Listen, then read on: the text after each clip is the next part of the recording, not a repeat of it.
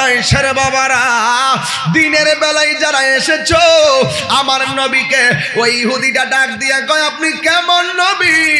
আপনারে মারলাম, আপনার গাল মুবারকে থাপ্পড়ের দাগ লেগে গেছে, আপনার ব্যথার কষ্টের কথা আমার কাছে আপনি ব্যক্ত করেন নাই কেন? আমি তাহিরি নবী নবী করি, আমার ভাই সুলাইমান ফারুকি কেন নবী নবী করে?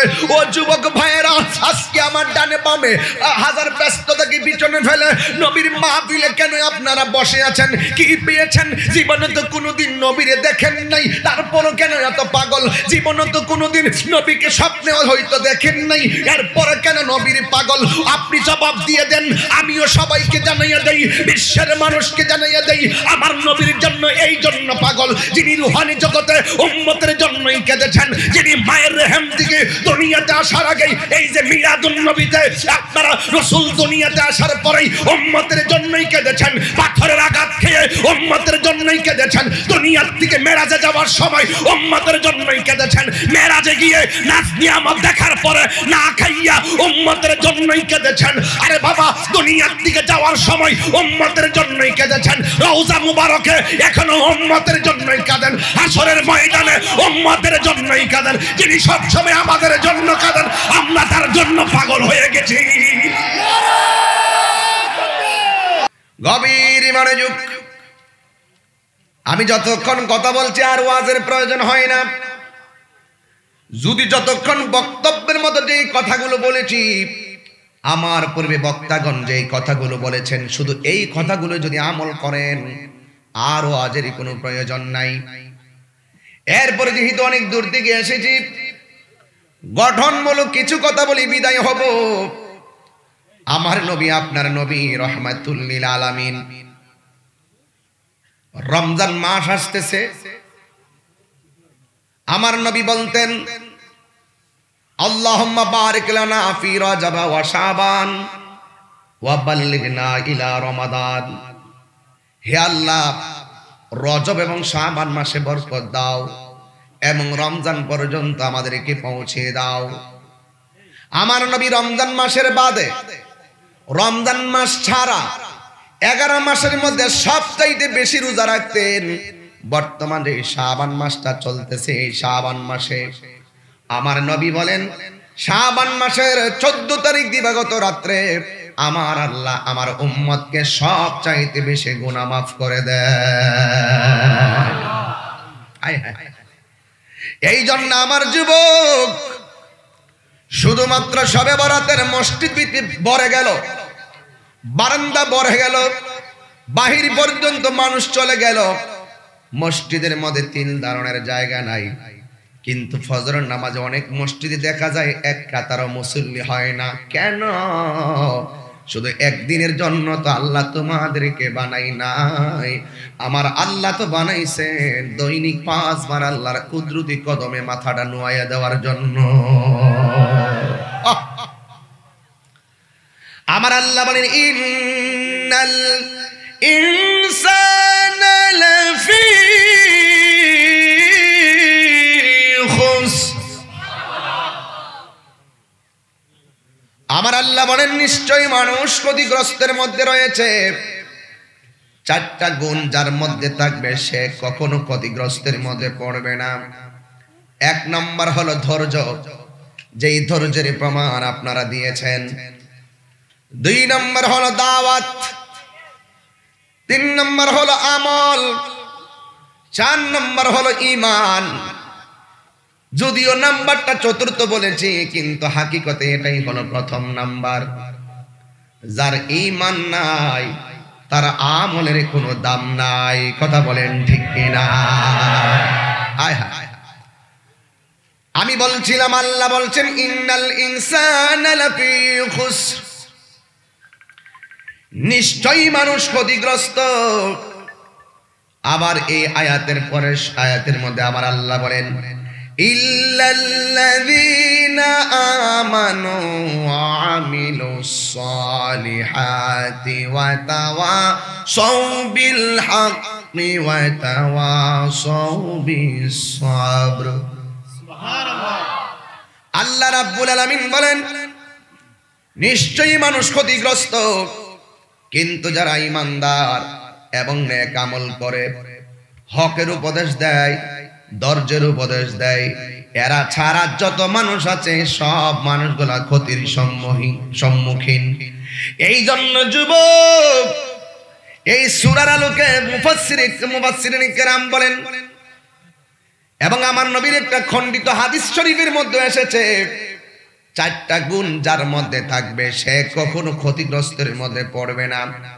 আমার আল্লাহ যদি বলে ক্ষতিগ্রস্ত, পৃথিবীর কেউ তারে লাভবান করতে পারবে নি, পারবে? এই দিকটা আল্লাহ বলেন মানুষ ক্ষতিগ্রস্ত। আর আরেক জায়গায় আল্লাহ দেখেন বান্দারে কত ভালোবাসে। রিওয়ায়েতে আসছে মানুষ হলো আল্লাহর গোপন রহস্য।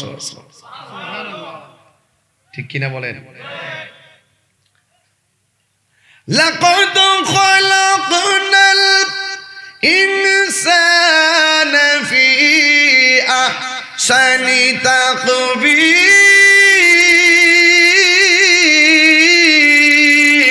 আল্লাহু আকবার।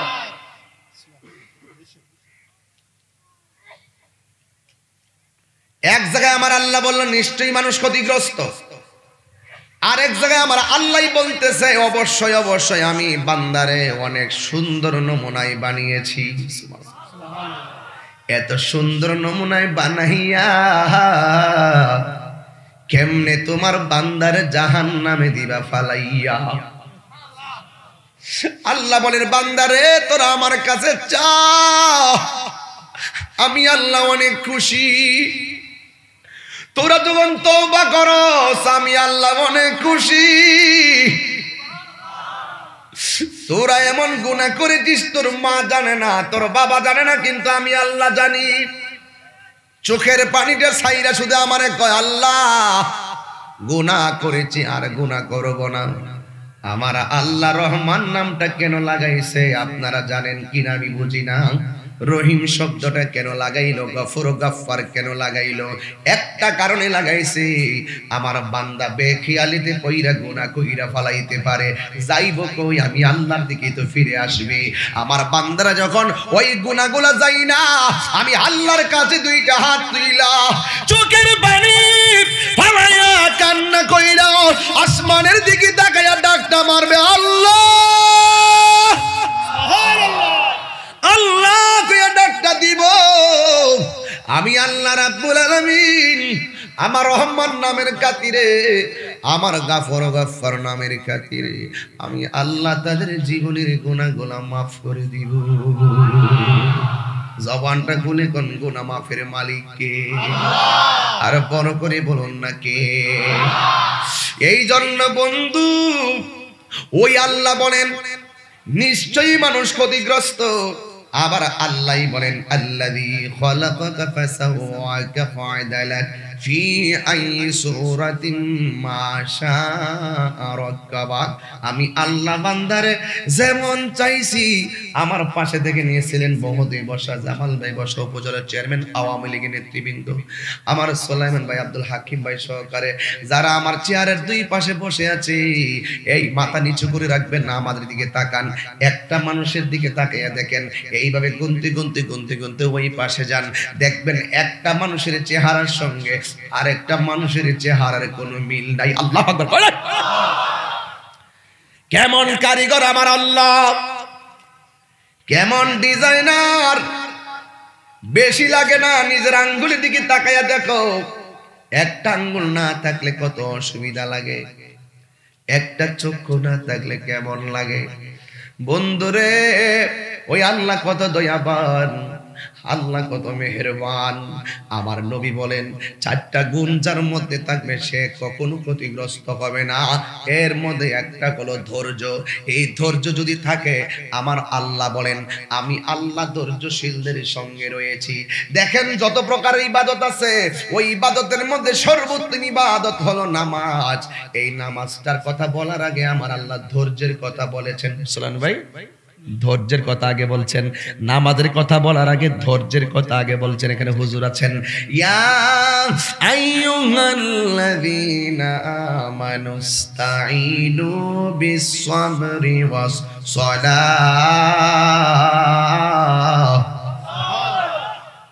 আল্লাহ বলে, হ্যাঁ ঈমানদারগণ, তোমরা আমি আল্লাহর কাছে সাহায্য চাও বিসবরে, ধৈর্যের মাধ্যমে, ওয়াসসালা, এবং নামাজের মাধ্যমে। দেখেন, নামাজের কথা বলার আগে আমার আল্লাহ ধৈর্যের কথা বলছেন, কারণ যার জীবনে ধৈর্য বেশি তার জীবনে সফলতা বেশি, যার জীবনে ধৈর্য কম তার জীবনে হতাশা বেশি। কথা বলেন ঠিক কিনা? তাড়াহুড়া করা শয়তানের কাজ। তাড়াহুড়া করা, হাদিস শরীফে আছে, তাড়াহুড়া করা শয়তানের কাজ, ধীরস্থিরতা অবলম্বন করা ঈমানদারের কাজ। এই জন্য আমার নবী বলেন, ঈমানদারের 3টা গুণ আছে। জবান কোনে কোন ঈমানদারের কয়টা গুণ? আমি আজকে বইলা দিয়ে যাই, চন্দনেশের মানুষ, এই 3টা গুণ যদি আপনার মাঝে রাখতে পারেন, দেখবেন আপনার জীবন ধন্য হয়ে গেছে। এর মধ্যে একটা হলো ঈমানদারে খাবে কম। আপনারা কি খান? বেশি খান না কম খান? পেট না ভরার পর আরো খান। একবার খাইলেন আবার ফাস্ট ফুড যায় খান, আপনাদের খাবারের শেষ নেই। কম খাবেন, কম খাওয়া, এটা ঈমানদার আলামত। আর আমাদের দেশে কয় কি, দুনিয়াতে আসছি আর কি আসবো নাকি, ডাক্তার না করছে গরুর গোশত খাইতাম, কিন্তু জিহ্বা তো মানে না। কথা কোন ঠিক কিনা বলেন? হ্যাঁ, কন্ট্রোল করতে হবে। বাঁচার জন্য খাবেন, খাবার জন্য বাঁচি না, খাওয়া বাঁচার জন্য খাই না। ঈমানদারে খাইবে কম। 2 নম্বর, ঈমানদারে কথা বলবে কম। কথা কম বলবেন সংসারে, কথা কম বলবেন বন্ধুদের কাছে, দেখবেন আপনার গুরুত্ব বেড়ে যাবে। কথা বলেন ঠিক কিনা? বেশি কথা বললে গুরুত্ব কমে যায়, কম কথা বললে গুরুত্ব বেড়ে যায়। এ যুবকের দল, আমার নবী বলেন ঈমানদারের 2 নম্বর গুণ, ঈমানদারে খাবে কম। 3 নম্বর গুণ হলো ঈমানদারে ঘুমাইবে কম। হিসাব মিলিয়ে দেখা যায় আমরার মধ্যে একটাও নাই। ঠিক কিনা? এই যে যুবক পোলাপান, এরা কিন্তু ঘুম কম। কোন সময় জানেন? রাতের ঘুম কম, কিন্তু ফজরের টাইমে কিন্তু এদের ঘুমটা বেশি। এই যে মোবাইল টিপতেছে, আমি তো খুব সাবধানে কথা বলতে হয়, কোন সময় কোন কথাটা ছুটে যায়, আবার ইডারে পুঁজি বানায়, আবার তাহিরিরে আদালতে কাঠগড়ায় দাঁড় করে দেয়। আমি খুব সাবধানে কথা বলি এখন, খুব কেয়ারফুল। পোলা পায় রাতের বেলা এইভাবে মোবাইল টিপতেছে, 12% চার্জ আছে। কয় পার্সেন্ট? 12%। কয় ডাক্তার আজান হোক তারপরে ঘুমাবো, চার্জ লাগাই ঘুমাবো। মসজিদে মুয়াজ্জিন আজান দিচ্ছে, আর এই দিকে চার্জ আছে 2%, আর বাকি আছে কত? 2%, 98% শেষ। ঠিক আছে তো? এরপরে মসজিদ ইমাম সাহেব বলতে, আর মুয়াজ্জিন বলতেছে আসসালাতু খায়রুম মিনান নাওম, ঘুম থেকে নামাজ উত্তম। আর তাইনে মোবাইল টিপতেছে, 2% থাকলো, নামাজ থেকে ঘুমই উত্তম। যে আরাম লাগতেছে, শয়তান তার ফায়ে টিপতেছে, ঘুমা ঘুমা আব্বু ঘুমাও একটু, হ্যাঁ হ্যাঁ ঘুমাও, আরেকটু পরে আজান দিছে মাত্র, আজান দিছে মাত্র, যা মাত্র তো আর আধা ঘন্টা সময় আছে, একটু ঘুমাইলো, মানে আরাম করে ঘুম পাড়াইয়া দেয়, এ পাস ঘুমাই যায়। আবার কিছু কিছু মুহূর্তে কন্ত দেখি চিত্রটা চোখের পলকে পাল্টাই যায়। ওকে দেখেন, মোবাইল টিপতেছে, 2% চার্জ আছে, মুয়াজ্জিন আজান দিচ্ছে, ওকে দ্যাটস অলরাইট, একটু পরে মসজিদে যাবো কি যাবো না চিন্তা করতেছে, কিন্তু কয় না মোবাইলটাই দামি, মোবাইলটাই ভালো। মোবাইল দেখতেছে, হঠাৎ করে দরজার মধ্যে একটা আওয়াজ হইছে, জিজ্ঞেস করছে কে? আমি আজরাইল। মোবাইল কি আর চলবে? মসজিদে যাওয়ার সুযোগ আছে, ঘুমাইবার সুযোগ আছে। বুঝতে হবে আপনাকে, যেই কোনো মুহূর্তে আপনার জীবন পাখিটা উড়ে যেতে পারে। কথা বলেন না কেন? তা আপনি যে স্বপ্ন বুকে লালন করতেছেন যে আপনি একদম সব সময় থেকে যাবেন, আপনার চোখের সামনে গতকালের ঘটনা দাদা, আমাদের শায়েস্তাগঞ্জ ট্রাক আর বাসের মুখোমুখিতে অনেকগুলো প্রাণ চলে গেছে ইশারের নামাজের পরে, অনেকগুলোর প্রাণ চলে গেছে অ্যাক্সিডেন্টে, অথচ তারা নিজেরাও জানে না এখানে তাদের মরণ হবে। কথা বলেন ঠিক কি না বলেন? চলেই যেহেতু যাবেন, তাহলে আর অহংকার করে লাভ কি? লা তামশি ফিল আরদি মারাহা, জমিনে অহংকার করে চলা যাবে? সব সময় মৃত্যুর জন্য প্রস্তুত থাকতে হবে। রিলিফের মাল সরকার যখন চাউল কিংবা গম দেয়, তখন লাইন ধরে মানুষে দাঁড়ায়। এই যে সয়াবিন তেল এখন দাম একটু বাড়ছে, কেনার জন্য একটা লাইন ধরছে। লাইন ধরছে কিনা বলেন? এটা বিশ্বের বাজারে যখন মন্দা হয়, তখন কিছু দ্রব্যমূল্যের এদিক সেদিক হয়, হয় কি হয় না বলেন? তবে একটা জিনিস খেয়াল রাখতে হবে, 10 টাকা যদি বেড়ে যায়, কোনো দোকানদার যেন এটাকে আবার 25 টাকা করতে না পারে, 25 টাকা বাড়াইতে না পারে। এই জন্য সেলিম মহোদয় এখানে আছেন এবং যারা প্রশাসনের লোক আছেন সেই ব্যাপারে কড়া নজরদারি দিতে হবে। কথা কারণ ঠিক কিনা বলেন? বাংলাদেশের মানুষ হুজুগে বাঙালি 10 টাকা বাড়াইলে আবার গোপনে এইডারে 25 টাকা বাড়াইয়া দেয়।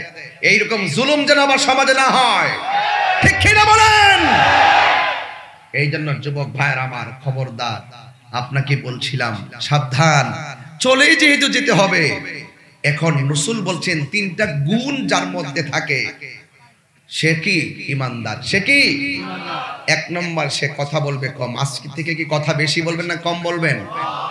খাবেন কম, খাবেন কম। এমনি তো 1 সাইড বাকি রাখতে হয়, 3 ভাগের 1 ভাগ এমনি বাকি রাখতে হয়, ঠিক আছে তো?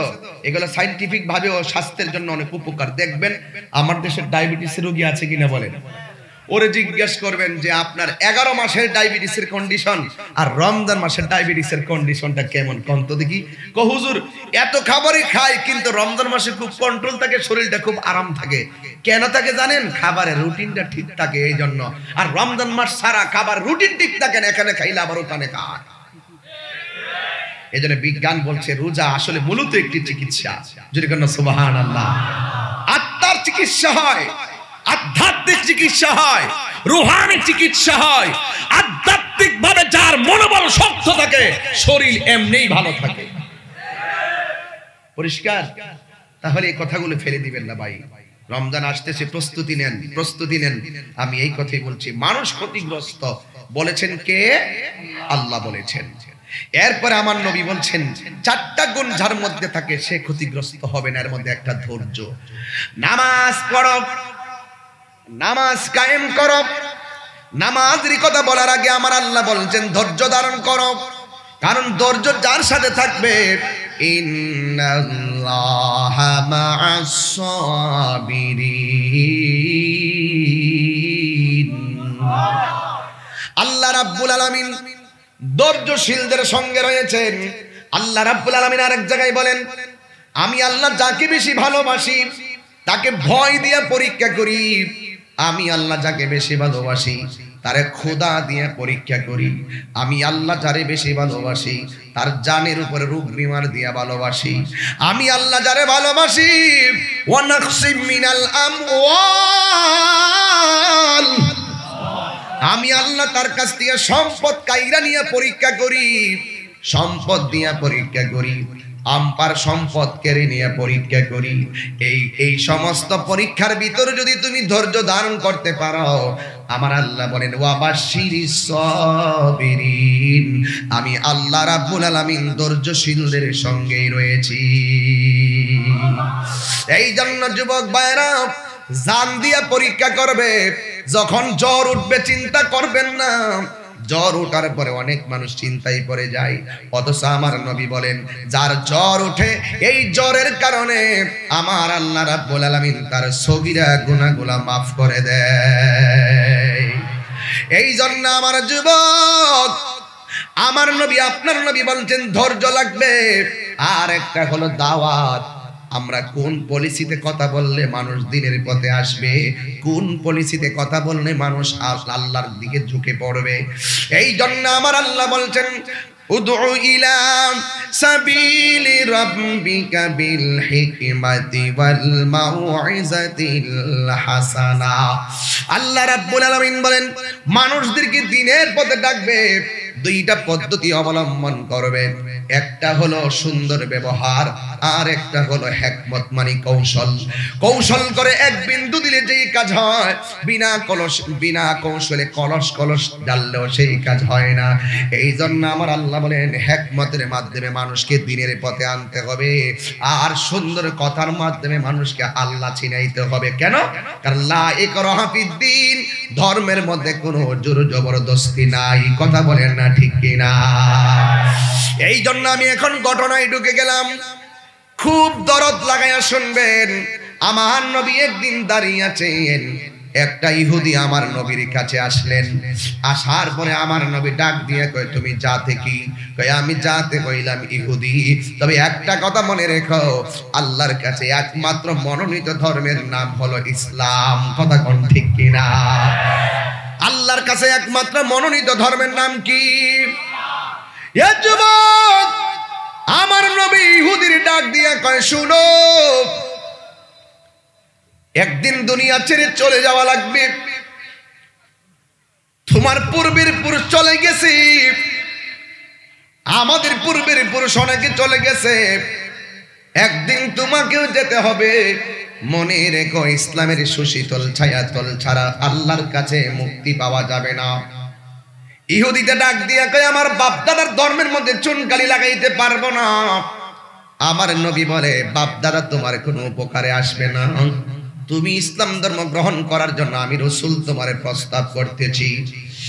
এই কথা বলার পরে ইহুদি বলে, খবরদার, আমাদেরকে বেশি কথা বলবে না। আমার নবী বলছেন, তোমাকে তোমার উপরে ছেড়ে দিলাম, আল্লাহ ছাড়া কোনো মাবুদ নাই, আমি পেলাম আল্লাহর রাসূল।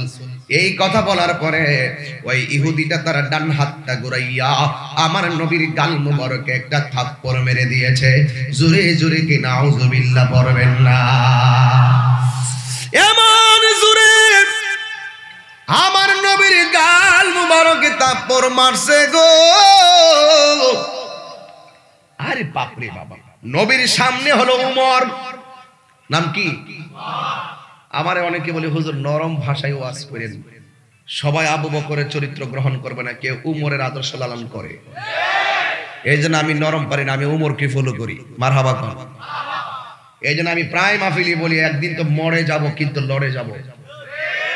দেখেন, উমরের সামনে আমার নবীর বিরুদ্ধে কথা বলার পরে উমর গেট করে তলোয়ারটা বাইরে করে কয়, নবী গো, আমার আব্বা আপনাকে পাগল বলেছিল, বাবার কল্লা ফেলে দিয়েছি, আর এই বিয়াদব আপনার গাল মোবারকে থাপ্পড় দিয়ে আমার কলিজাটা ভাঙিয়ে ফেলাইছে,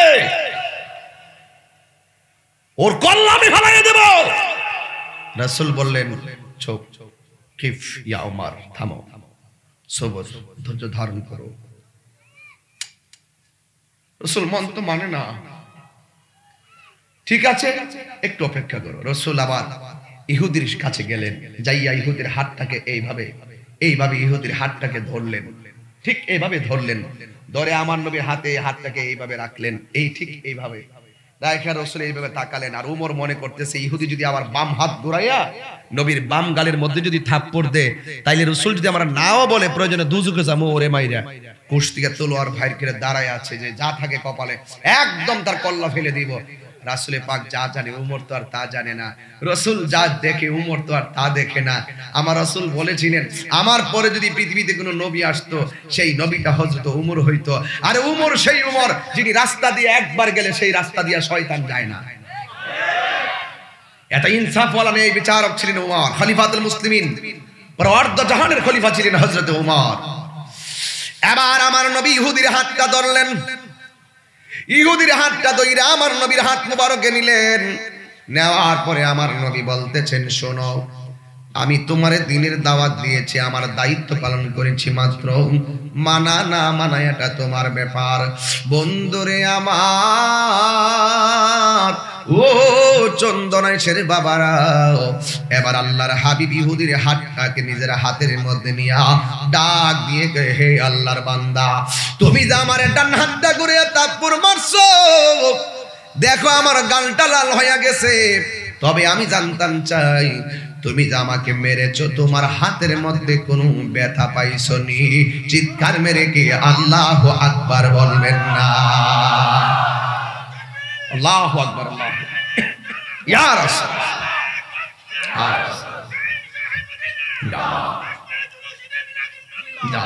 আল্লাহু আকবার জোরে বলেন, আরো জোরে বলেন আল্লাহু আকবার। ইহুদিরে আমার নবী ডাক দিয়া কয়, তোমার হাতের মধ্যে কোনো ব্যথা পেয়েছো নি? এবার ইহুদিটা চোখে পানি ফালাইয়া কয়, এটা কেমন নবী রে, মায়ের খায় কিন্তু মায়ের দেয় না। আমার নবী কইছে, প্রতিশোধ নেওয়ার নাম ইসলাম নয়, ক্ষমা করে দেওয়ার নামই হলো ইসলাম। ঠিক কিনা বলো? তুই হাত তুলে বলো, ঠিক কিনা বলো?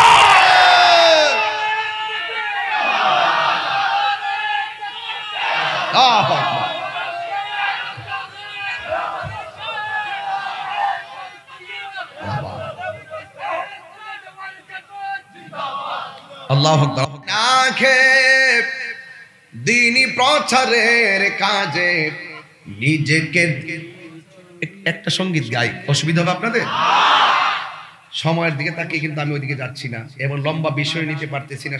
ভুলে আমি সবাই, হে রাসূল তোমাকে ভুলে আমি কেমন করে, হেরার গুহায় তোমারই থেন, আসমান থেকে নামে আল কোরআন, ভাঙলো সবার ভুল তোমারই উপরে, আসিল কোরআনের ছায়া তোলে, খালিদ ওমর আলী আবু বকর ইসলামী ঝান্ডা নীল যে তুলে, আল আমিন তুমি ছিলে চিরদিন সকল মানুষের তরে, হে রাসূল তোমাকে ভুলে আমি কেমন করে, হে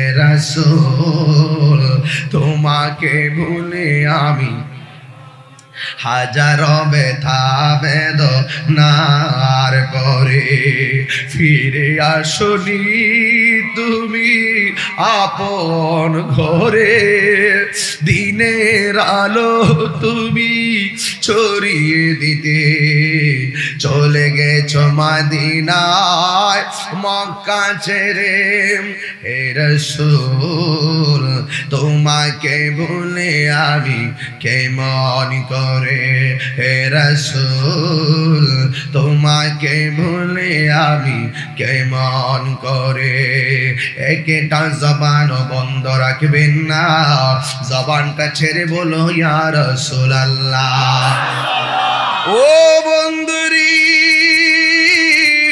ও চন্দনাইশের বাবারা, দিনের বেলায় যারা এসেছো আমার নবীকে, ওই ইহুদিটা ডাক দিয়ে কয় আপনি কেমন নবী, আপনার মারলাম, আপনার গাল মুবারকে থাপ্পড়ের দাগ লেগে গেছে, আপনার ব্যথার কষ্টের কথা আমার কাছে আপনি ব্যক্ত করেন নাই, কেন আমি তাহিরি নবী নবী করি, আমার ভাই সুলাইমান ফারুকি কেন নবী নবী করে? ও যুবক ভাইয়েরা, আজকে আমার ডানে বামে হাজার ব্যস্ততাকে পিছনে ফেলে নবীর মাহফিলে কেন আপনারা বসে আছেন? কি পেয়েছেন? জীবনে তো কোনোদিন নবীরে দেখেন নাই, তারপরও কেন এত পাগল? জীবনে তো কোনোদিন নবীকে স্বপ্নে হয়তো দেখেন নাই, এরপরে কেন নবীর পাগল? আপনি জবাব দিয়ে দেন, আমিও সবাইকে জানাইয়া দেই, বিশ্বের মানুষকে জানাইয়া দেই, আমার নবীর জন্য এই জন্য পাগল, যিনি রুহানি জগতে উম্মতের জন্যই কেঁদেছেন, যিনি মায়ের রেহেম থেকে দুনিয়াতে আসার আগে, এই যে মিলাদুন নবীতে আপনারা রাসূল দুনিয়াতে আসার পরেই উম্মতের জন্যই কেঁদেছেন, পাথরের আঘাত খেয়ে উম্মতের জন্যই কেঁদেছেন, দুনিয়ার থেকে মেরাজে যাওয়ার সময় উম্মতের জন্যই কেঁদেছেন, মেরাজে গিয়ে নাচ নিয়ামত দেখার পরে না খাইয়া উম্মতের জন্যই কেঁদেছেন, আরে বাবা দুনিয়ার দিকে যাওয়ার সময় উম্মতের জন্যই কেঁদেছেন, রওজা মুবারকে এখনো উম্মতের জন্যই কাঁদেন, হাসরের ময়দানে উম্মতের জন্যই কাঁদেন, যিনি সবসময় আমাদের জন্য কাঁদেন, আমরা তার জন্য পাগল হয়ে গেছি।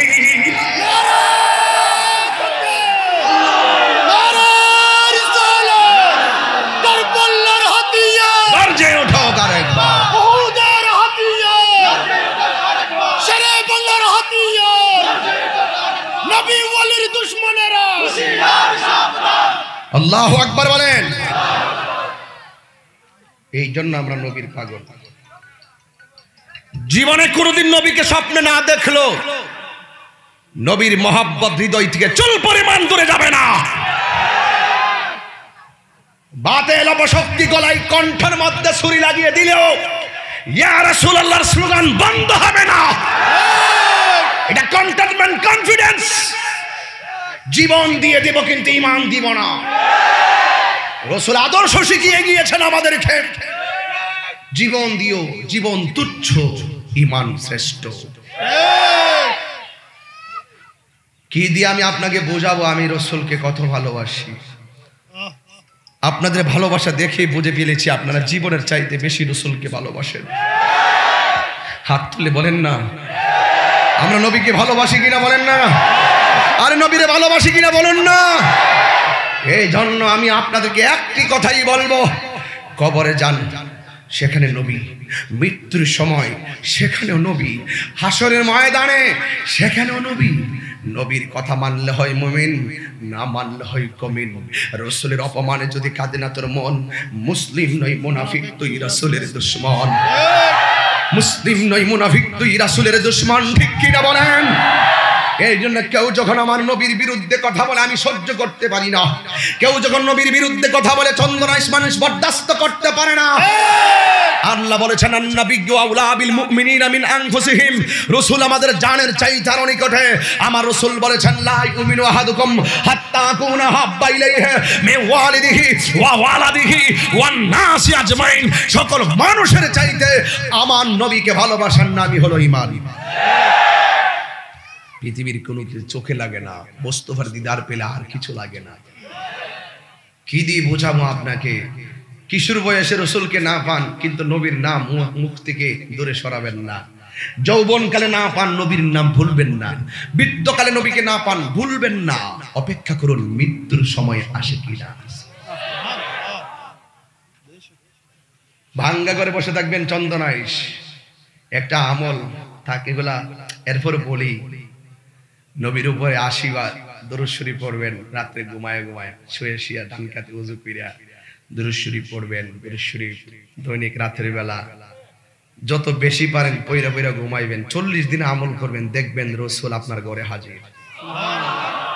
তবে এটা লাগবে, এটা এই জায়গাটা যার পবিত্র তার অল বডিটা পবিত্র, এই জায়গাটা যার অপবিত্র তার অল বডি অপবিত্র, ঠিক কিনা বলেন?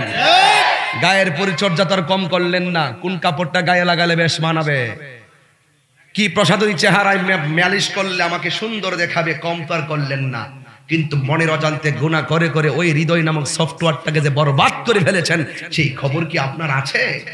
আপনার নাই। আসুন একে বেকুব নাকি?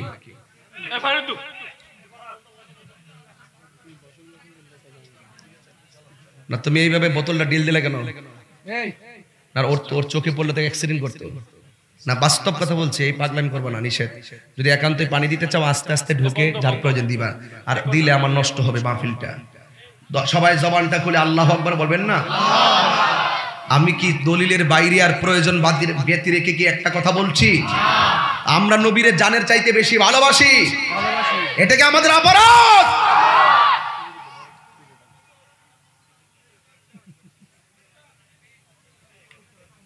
রাসূল ডাক দিয়ে আপনি কেমন নবী? নিজের হাতের নিজের গালের ব্যথার খবর নিলেন না, আপনি আমার হাতের খবর নিচ্ছেন।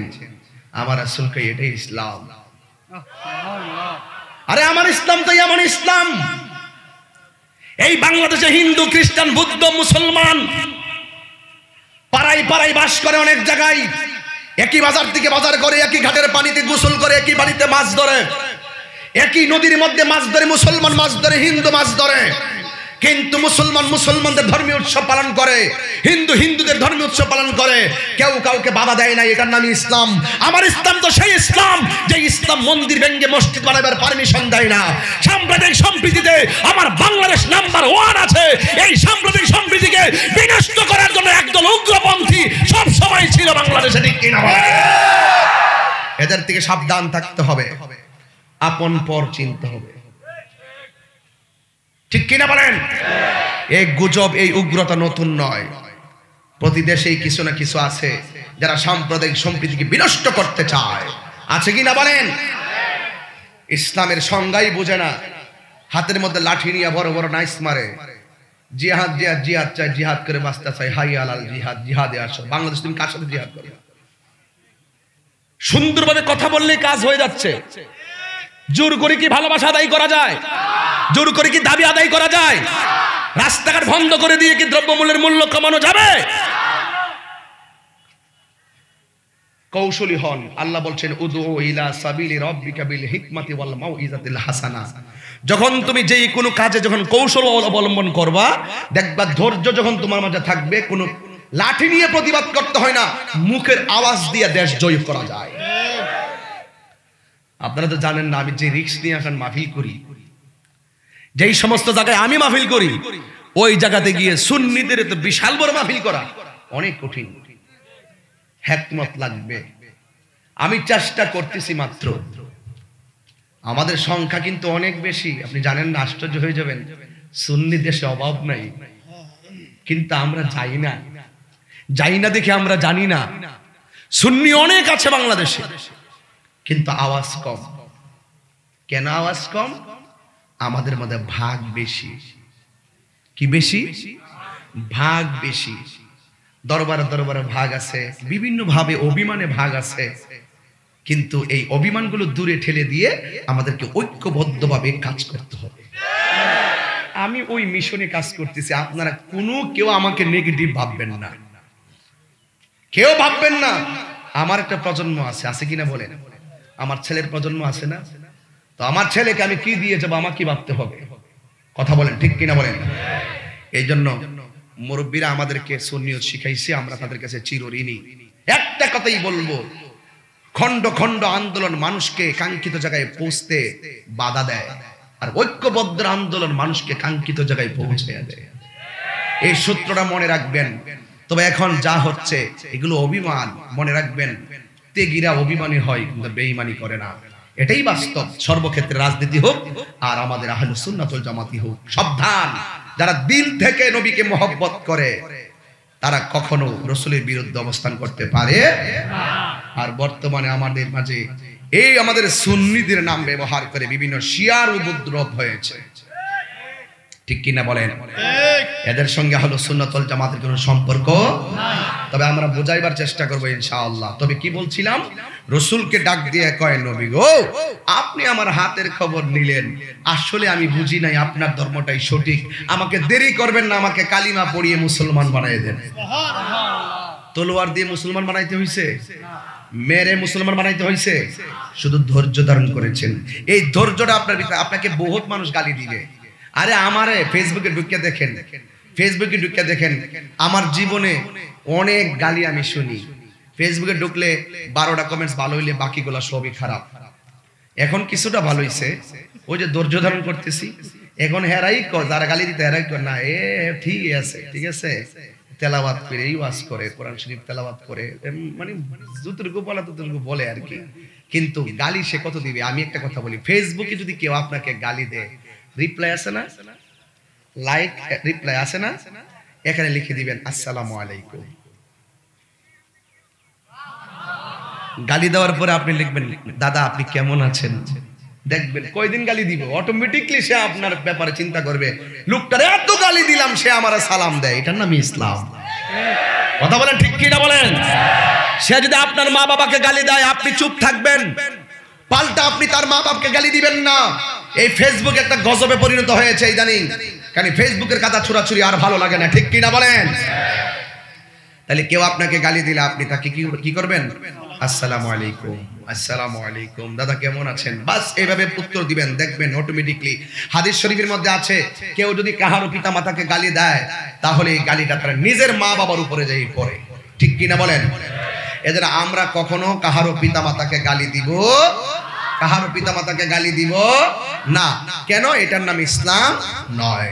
আজকে আমার ভাই জামাল ভাই মরহুম ফয়েজ আহমদ, ওনার আব্বা এবং আমেনা বেগম, দেখেন কি সুন্দর নাম, নবীর মায়ের নামে নাম আমেনা।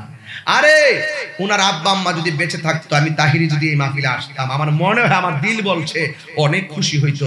কারণ মা বোনরা আমার জন্য অনেক দোয়া করে, মা বোনরা অনেক বেশি বেশি ওয়াজ শুনে, তারা আমার জন্য অনেক দোয়া করে। কিন্তু একটি কথাই বলতে চাই, যুবক ভাইরা আমার, ইসলাম কি বলে? ইসলাম শিখাচ্ছে আপনাকে মানবতা, ইসলাম শিখাচ্ছে আপনাকে নম্রতা, ভদ্রতা, শিষ্টাচার। এই শিষ্টাচার আমাদের মাঝে যেন কমে না যায়, সেদিকে অ্যালার্ট থাকতে হবে। আরেকটি কথা হলো, জীবনে যদি কিছু করতে চান, আজকে মাহফিলে কানায় কানায় আপনারা যারা এসেছেন, রাস্তায় দাঁড়িয়ে আছেন বহুত মানুষ, অনেক মানুষ দোকানপাটে আছেন, অনেক মানুষ এখনো আসতেছে, কিন্তু কথা একটাই বলতে চাই, জীবনে কোনোদিন মা বাবাকে কষ্ট দিবেন না। কি ব্যাপার, কষ্ট হচ্ছে আপনার এই কথাটা? এই যে লোকটা, আমার বাবা নাই, আমি জানি কেমন লাগে, ওনার বাবাও নাই মাও নাই, এই জামাল সাহেব উনি জানে যে আজকের দিনটা এত সাজানো, তারপর তার ভিতরে একটা অশান্তি কাজ করে, আমার আব্বা আম্মা তো দুনিয়াতে নাই। আরে বড় একটা মাছের মাথা পরিবার নিয়ে খাইতে গেল, মিস করে আমার আব্বা তো নাই, আমার আম্মা তো নাই। এটাই হলো বাস্তব। তবে চিন্তা করবেন না, আজকে আপনার আব্বা আম্মা কবরে অনেক আনন্দে আছে। আমার ছেলে আজকে গান বাদ্যের আয়োজন করে নাই, আমার ছেলে অসামাজিক কোনো কাজ করে নাই, আমার ছেলে উলামায়ে কেরামদের এনে আজকে এখানে সুন্দর কোরআন সুন্নাহর আলোচনার ময়দান সাজিয়েছে। এতে আপনার আব্বা আম্মা আজকে বড় আনন্দিত।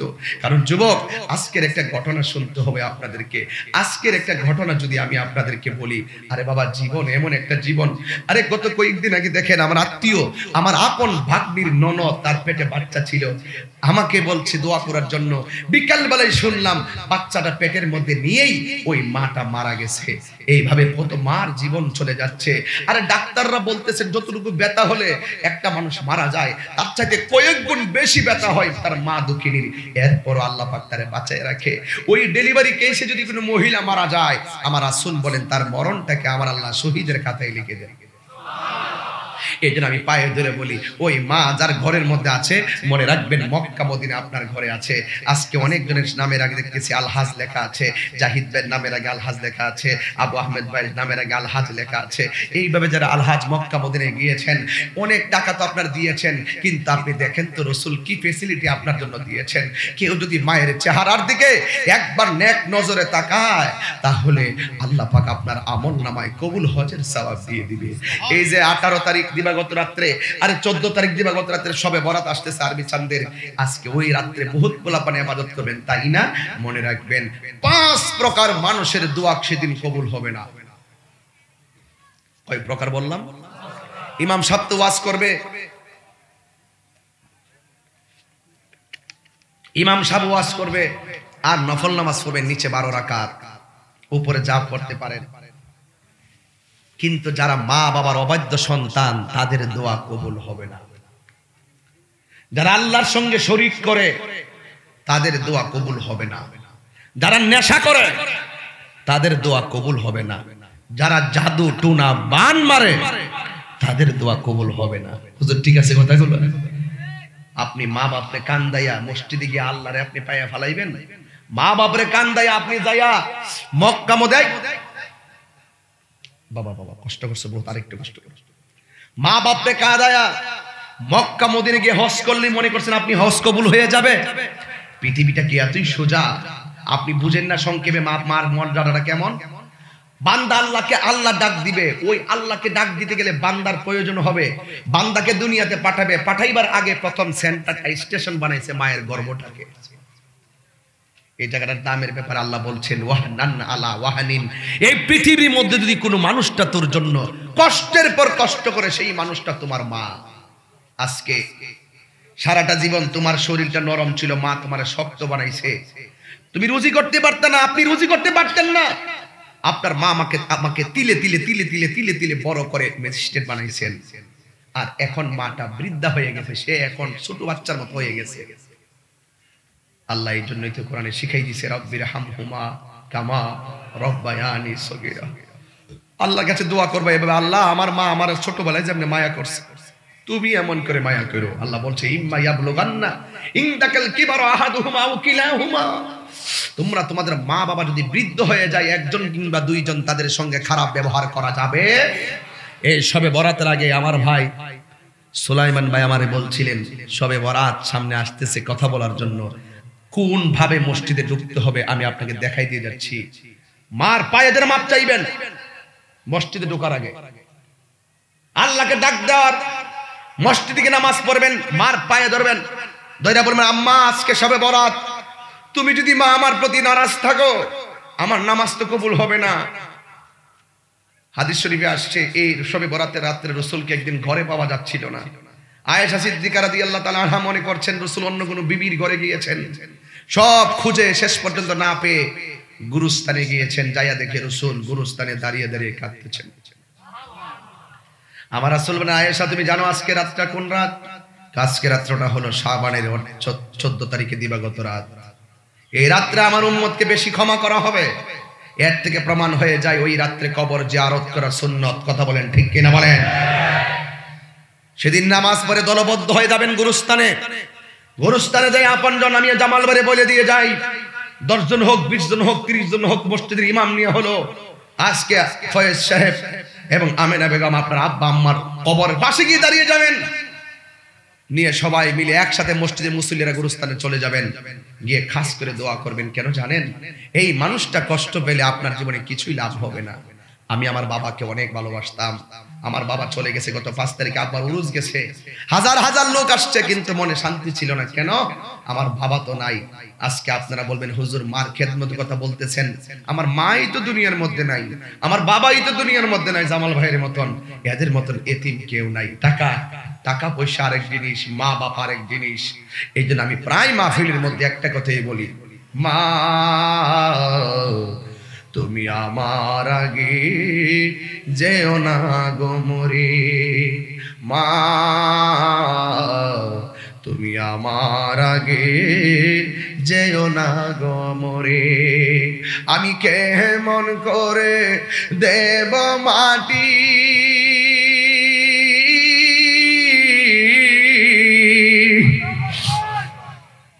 আমি কেমন করে দেব মাটি তোমারি কবরে, মা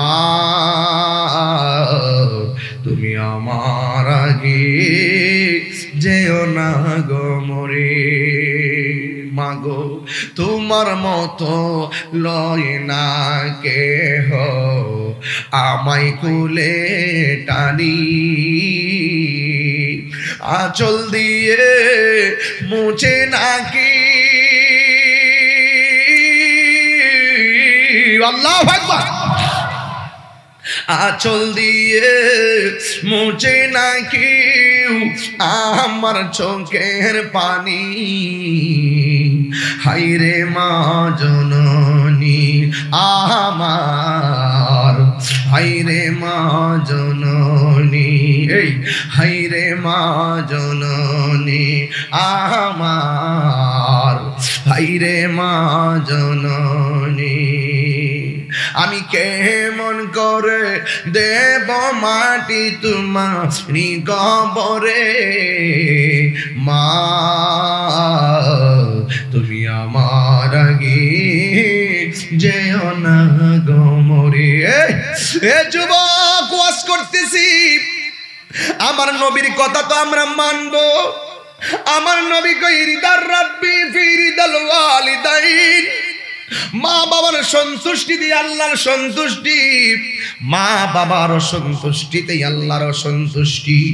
এই জন্য যুবক, আজকে যার মা বাবা কবরে চলে গেছে, আল্লাহর কাছে ফরিয়াদ করি, আল্লাহ আমারও তো আব্বা নাই, মাত্র একটা কাফন দিয়া কবরে শোয়াইয়ে দিয়ে এলাম, মা বাপটার সঙ্গে আর দেখা হয় না, কত মুরব্বীর সঙ্গে দেখা হয় কিন্তু বাবার মতো লাগে না। এই জন্য আমি জানি সব ছেলেগুলো মা বাপরে ঠিকই মহব্বত করেন, কিন্তু আজকে থেকে নিয়ত করেন আর আমরা কোনোদিন মা বাবারে কষ্ট দিব না। রাজি আছি না? না রাজি আছি সবাই?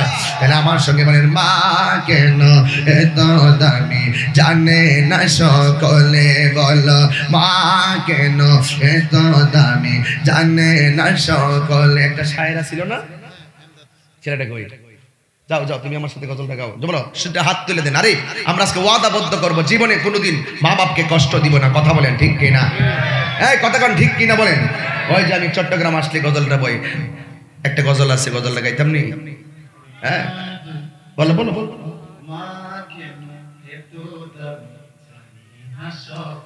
আসলে কি জানেন, এই যে গজলটা গায় না, আসলে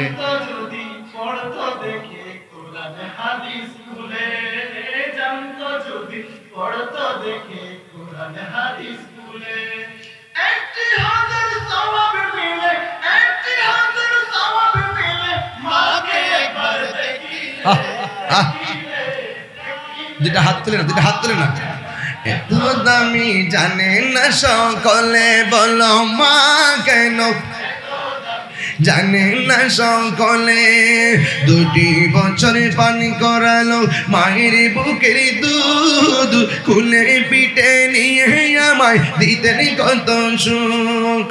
2টি বছর পানি করালো মায়ের বুকের দুধ, খুলে পিঠে নিয়ে আমায় দিতেন কত সুখ। সেই মায়ের কষ্ট দিলেন, সেই মায়ের কষ্ট দিলেন, খোদার আরো সটলে। মা কেন বলো, মা কেন এত দামি জানে না সকলে। জানতো যদি পড়তো দেখে কোরআন হাদিস খুলে। একটি হজের সওয়াব মিলে, একটি হজের সওয়াব মিলে। মাকে একবার দেখিলে, মা কেন এত দামি বলো, মা কেন এত দামি জানে না সকলে। ঠিক কিনা?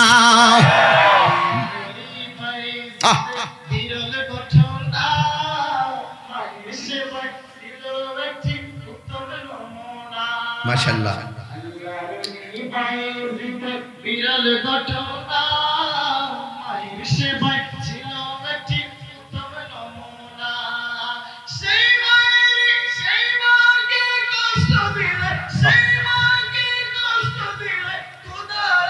ছোট হলে মা কেন এত দামি জানে না সকলে। বলো, মা কেন এত দামি জানে না সকলে।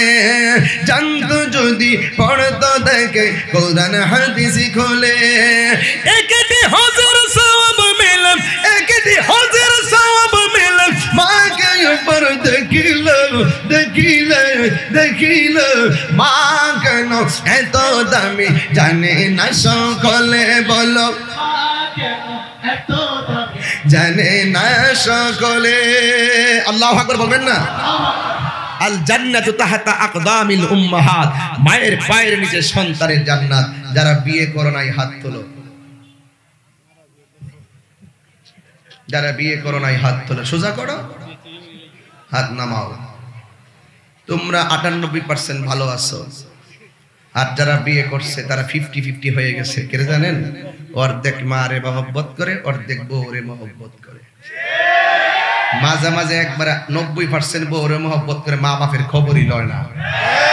কথা কোন ঠিক না বেঠিক? কিরে জানেন? পরিস্থিতির শিকার। কিসের শিকার?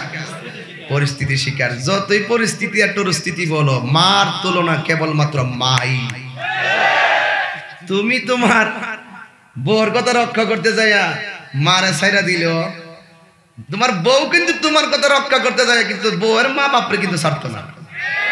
তার মানে বোঝা গেল তোমার মধ্যে ভেজাল আছে। তুমি ঠিক, সংসার ঠিক। ঠিক কি না বলেন? মা বাপরে কান্দাইয়া সুখ পাইবেন অসম্ভব। বউ কোনদিন মাত্র না রনই বউ আফন ও আবলুসন। আবলুসন মানে আবুল হোসেন আর কি, কারণ আবুল হোসেন কইলে আবার বেজার লেগে যাবে। নাম আছে নাকি ওর দিকে? বুদ্ধিকের শুনো আপনারা, ভালো হয়েছে। একদিন এই কথা বলার পরে দেখে সিলেট সদরে কহুজুর আপনি পিছনে উপজেলা চেয়ারম্যানের নামে আবুল হোসেন। ওর মাথা ভরা নষ্ট, পরে আবিকে পাগল মন। মানে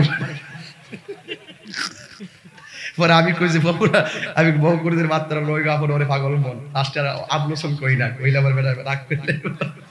এই জন্য বলতেছিলাম, বউ কোনদিন মাত্র না রনই বউ আফন ও আবুল হোসেন।